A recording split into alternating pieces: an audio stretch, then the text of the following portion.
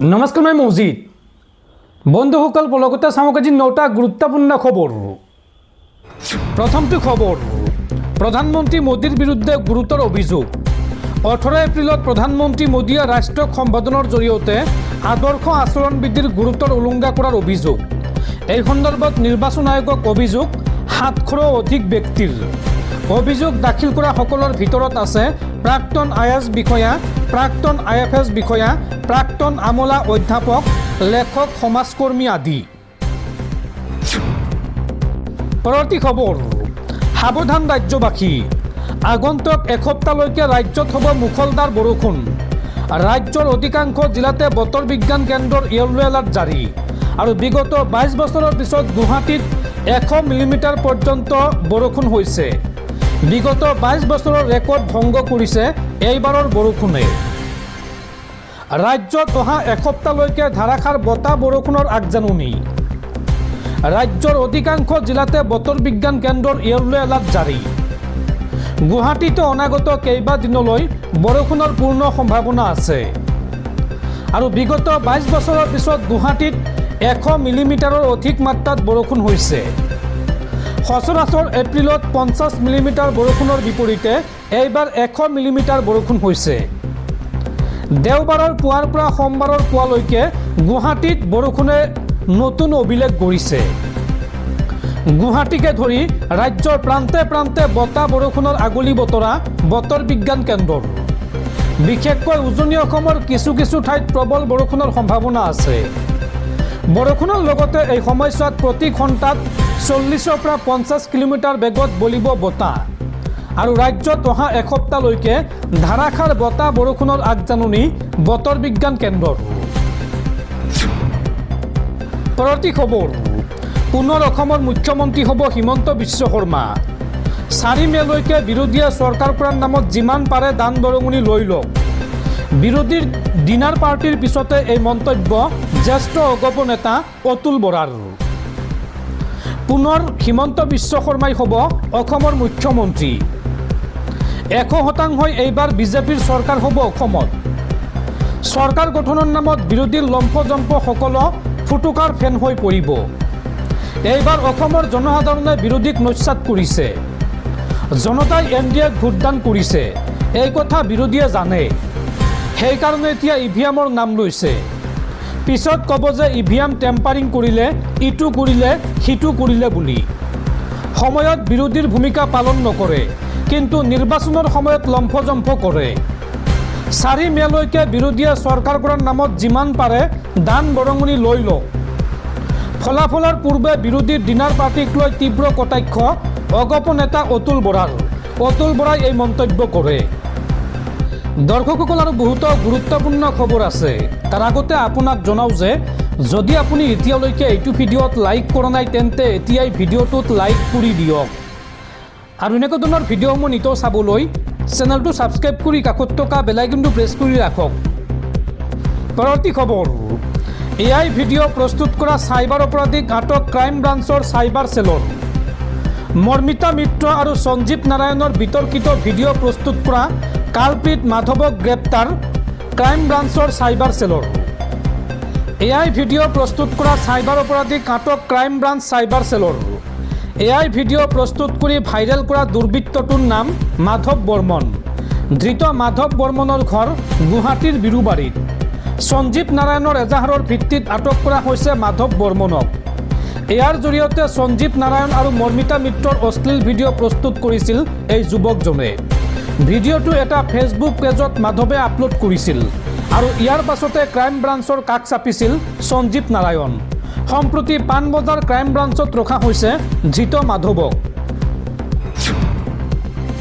পৰৱৰ্তী খবৰ, অহা 4 মে'ত ৰাজ্যজুৰি ড্ৰাই ডে ঘোষণা। ভোট গণনাৰ বাবে এই নিৰ্দেশনা প্ৰশাসনৰ। উল্লেখযোগ্য যে অহা 4 মে'ত ঘোষণা কৰা হ'ব ৰাজ্যৰ বিধানসভা নিৰ্বাচনৰ ফলাফল। আৰু বিধানসভা নিৰ্বাচনৰ ফলাফল ঘোষণাৰ বাবে 4 মে'ৰ দিনটোত ৰাজ্যজুৰি ড্ৰাই ডে ঘোষণা কৰা হৈছে। পৰৱৰ্তী খবৰ, পশ্চিমবংগত এইবাৰ ঝালমুড়িৰ ৰাজনীতি। দেওবাৰে দেশৰ প্ৰধানমন্ত্ৰী নৰেন্দ্ৰ মোদীয়ে ঝালমুড়ি খোৱাৰ পাছতে এই সন্দৰ্ভত উভতি ধৰিছে পশ্চিমবংগৰ মুখ্যমন্ত্ৰী মমতা বেনাৰ্জীয়ে। মমতা বেনাৰ্জীয়ে এই সন্দৰ্ভত কয় যে এইবোৰ সকলো নাটক। দোকানত আগতে মাইক কেমেৰা সাজু কৰি থৈ প্ৰধানমন্ত্ৰীয়ে ঝালমুড়ি খায়। পকেটত 10 টকাও থাকে প্ৰধানমন্ত্ৰীৰ। প্ৰধানমন্ত্ৰীয়ে খোৱা ঝালমুড়ি SPGয়ে আগতে বনাই দোকানত থৈ দিছিল। এইবোৰ নাটক আৰু কিমান কৰে। নিৰ্বাচনৰ সময়ত এওঁ গুহাত সোমাই থাকে, নিৰ্বাচনৰ সময়ত এওঁ চাইৱালা হৈ পৰে। কেমেৰা মাইক লৈ নাটক কৰি ঘূৰি ফুৰে প্ৰধানমন্ত্ৰীয়ে। পশ্চিমবংগৰ জনতাই বুজি পায় এইবোৰ নাটক। নিৰ্বাচনী সভাত এই মন্তব্য পশ্চিমবংগৰ মুখ্যমন্ত্ৰী মমতা বেনাৰ্জীৰ।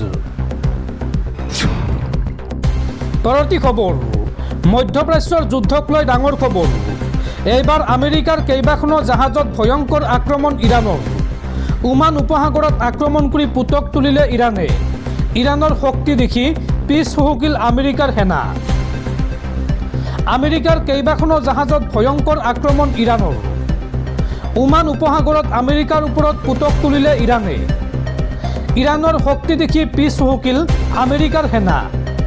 ওমান উপসাগৰত সমুখ সমৰত নামিছে এইবাৰ আমেৰিকা আৰু ইৰাণ। প্ৰথমে ইৰাণৰ এখন জাহাজত আক্ৰমণ কৰিছিল আমেৰিকাই।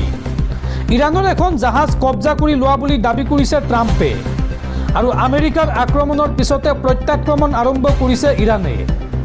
আমেৰিকাৰ কেইবাখনো জাহাজত ভয়ংকৰ আক্ৰমণ ইৰাণৰ। ওমান উপসাগৰত আমেৰিকাৰ ওপৰত পুতক তুলিলে ইৰাণে। ইৰাণৰ শক্তি দেখি পিছ হুহুকিল আমেৰিকাৰ সেনা।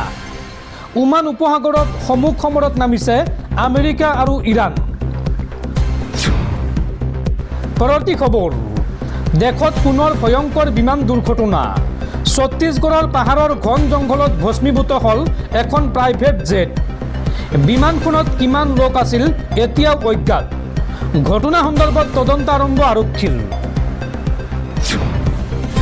পৰৱৰ্তী খবৰ, পুনৰ সুৰাসুৰে কমিছে সোণ ৰূপৰ দাম। যদি আপুনি সোণৰ গহনা বনাম বুলি ভাবিছে তেন্তে আপোনালৈ ভাল খবৰ। চাওঁ আহক আজিৰ দিনটোত গুৱাহাটীত কিমান হৈছে সোণৰ দাম।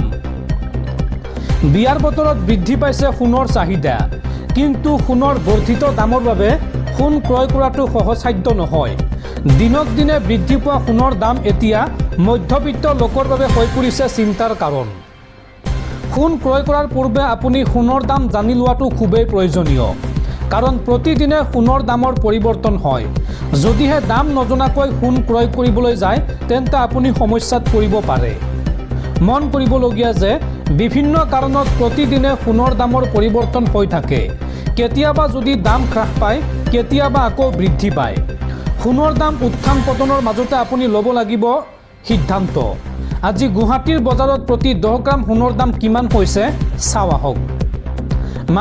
মানি কণ্ট্ৰলৰ মতে আজি গুৱাহাটীত 22 কেৰেটৰ প্ৰতি 10 গ্ৰাম সোণৰ দাম 1,51,550 টকা হৈছেগৈ। 18 এপ্ৰিলত প্ৰতি 10 গ্ৰাম 22 কেৰেট সোণৰ দাম আছিল 1,52,540 টকা। অৰ্থাৎ আজি প্ৰতি 10 গ্ৰাম 22 কেৰেট সোণত হ্ৰাস পাইছে 990 টকা। আৰু মানি কণ্ট্ৰলৰ মতে আজি গুৱাহাটীত 24 কেৰেটৰ প্ৰতি 10 গ্ৰাম সোণৰ দাম 1,52,220 টকা হৈছেগৈ। 18 এপ্ৰিলত প্ৰতি 10 গ্ৰাম 24 কেৰেটৰ সোণৰ দাম আছিল 1,53,090 টকা। অৰ্থাৎ আজি প্ৰতি 10 গ্ৰাম 24 কেৰেট সোণৰ দাম হ্ৰাস পাইছে 890 টকাকৈ। পৰৱৰ্তী খবৰ, নেতাজী সুভাষ চন্দ্ৰ বসুক জাতিৰ পুত্ৰ ঘোষণা কৰিবলৈ উচ্চতম ন্যায়ালয়ত আবেদন জনোৱা এজন আবেদনকাৰীৰ ওপৰত খঙত অগ্নি শৰ্মা উচ্চতম ন্যায়ালয়ৰ মুখ্য ন্যায়াধীশ সূৰ্যকান্ত। মুখ্য ন্যায়াধীশগৰাকীয়ে এই সন্দৰ্ভত কয় যে আকৌ আহিলে জৰিমনা বিহিম। নেতাজীক লৈ সস্তীয়া জনপ্ৰিয়তা বিচৰা আবেদনকাৰীক এইদৰে তীব্ৰ ভৰ্ৎসনা উচ্চতম ন্যায়ালয়ৰ। নেতাজী সুভাষ চন্দ্ৰ বসুক দেশৰ জাতীয় পুত্ৰ হিচাপে স্বীকৃতি প্ৰদান কৰাৰ লগতে ভাৰতৰ স্বাধীনতাত আজাদ হিন্দ ফৌজৰ অৱদানক আনুষ্ঠানিক স্বীকৃতি দিয়াৰ দাবীৰে দাখিল কৰা এখন জনস্বাৰ্থ জড়িত আবেদন সোমবাৰে উচ্চতম ন্যায়ালয়ে খাৰিজ কৰে। ভাৰতৰ মুখ্য ন্যায়াধীশ সূৰ্যকান্ত আৰু ন্যায়াধীশ জয়মাল্য বাগচীৰ বিচাৰপীঠে পিনাকপানী মহন্তি নামৰ আবেদনকাৰীগৰাকীক কেৱল সস্তীয়া জনপ্ৰিয়তা অৰ্জনৰ বাবে ন্যায়ালয়ৰ সময় নষ্ট কৰাৰ অভিযোগত তীব্ৰ ভৰ্ৎসনা কৰে। একেখন আবেদন পূৰ্বে নাকচ কৰা হৈছিল বুলি উল্লেখ কৰি ন্যায়ালয়ে এই বিষয় লৈ ভৱিষ্যতে পুনৰ কোনো আবেদন গ্ৰহণ নকৰিবলৈ পঞ্জীয়ন বিভাগক নিৰ্দেশ দিছে। পিনাকপানী মহন্তী নামৰ ব্যক্তিগৰাকীয়ে দাখিল কৰা এই আবেদনখনত নেতাজী সুভাষ চন্দ্ৰ বসুক জাতীয় পুত্ৰ হিচাপে ঘোষণা কৰাৰ উপৰিও 1947 চনত ভাৰতৰ স্বাধীনতাত আজাদ হিন্দ ফৌজৰ ভূমিকাক আনুষ্ঠানিক স্বীকৃতি দিয়াৰ দাবী জনোৱা হৈছিল। তদুপৰি 23 জানুৱাৰীত থকা নেতাজীৰ জন্মবাৰ্ষিকী আৰু 21 অক্টোবৰত থকা আজাদ হিন্দ ফৌজৰ প্ৰতিষ্ঠা দিৱসক ৰাষ্ট্ৰীয় দিৱস হিচাপে ঘোষণা কৰিবলৈকো আবেদনখনত অনুৰোধ জনোৱা হৈছিল। কিন্তু মুখ্য ন্যায়াধীশৰ বিচাৰপীঠে এই আবেদনখনক ভিত্তিহীন আখ্যা দি স্পষ্ট কৰি দিয়ে যে এনে ঐতিহাসিক আৰু ৰাজনৈতিক বিষয়সমূহ ন্যায়িক পৰ্যালোচনাৰ পৰিসৰৰ বাহিৰত আৰু এই সন্দৰ্ভত উপযুক্ত কৰ্তৃপক্ষইহে সিদ্ধান্ত ল'ব পাৰে। শুনানিৰ সময়ত আবেদনকাৰীগৰাকীক ভৰ্ৎসনা কৰি মুখ্য ন্যায়াধীশগৰাকীয়ে কয় যে একেটা বিষয়ত পূৰ্বেও আবেদন খাৰিজ কৰা হৈছিল আৰু এতিয়া কেৱল প্ৰচাৰ বিচৰাৰ স্বাৰ্থত পুনৰ এই আবেদন দাখিল কৰা হৈছে। আবেদনকাৰীয়ে এইবাৰৰ আবেদনখন বেলেগ বুলি যুক্তি দৰ্শাবলৈ চেষ্টা কৰাত বিচাৰপীঠে তীব্ৰ অসন্তুষ্টি প্ৰকাশ কৰে। আনকি ন্যায়ালয়ৰ পৰা শীঘ্ৰে আঁতৰি নগ'লে অতিৰিক্ত জৰিমনা বিহা হ'ব বুলিও মুখ্য ন্যায়াধীশগৰাকীয়ে কঠোৰ সকিয়নি প্ৰদান কৰে। উচ্চতম ন্যায়ালয়ৰ পঞ্জীয়ন বিভাগকো এনেধৰণৰ ভিত্তিহীন আৰু একেই বিষয়ৰ ওপৰত জনস্বাৰ্থজড়িত আবেদন ভৱিষ্যতে গ্ৰহণ নকৰিবলৈ কঠোৰ নিৰ্দেশ দিছে।